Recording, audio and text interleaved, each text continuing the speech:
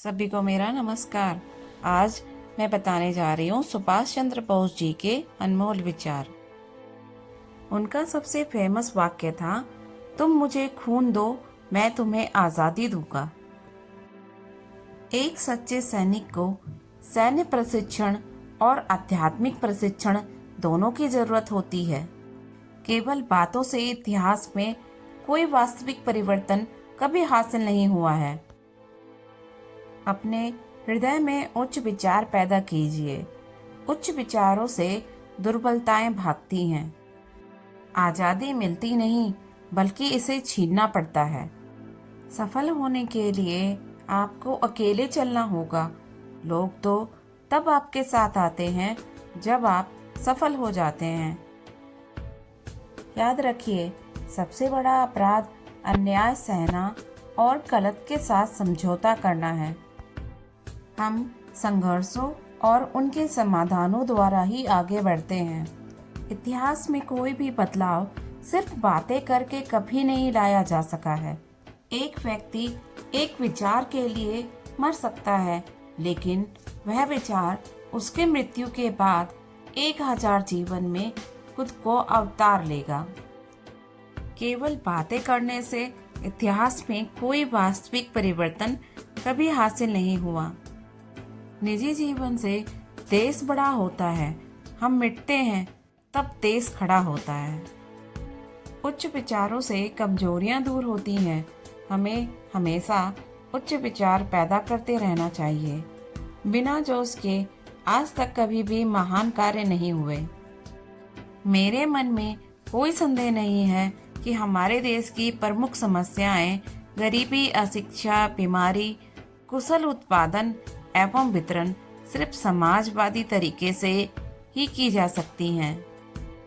मेरा अनुभव है कि हमेशा आशा की कोई ना कोई किरण आती है जो हमें जीवन से दूर भटकने नहीं देती। माँ का प्यार सबसे गहरा होता है, स्वार्थ रहित होता है। इसको किसी भी प्रकार से नापा नहीं जा सकता है। ये नेताजी के क्रांतिकारी बोल हैं। आदमी पैसा और चीजों की बदौलत ही सिर्फ जीत या आजादी नहीं हासिल की जा सकती है। हमारे अंदर मजबूत इच्छा शक्ति होनी चाहिए जो हमें बहादुरी भरे कारनामे के लिए प्रेरित करेगी।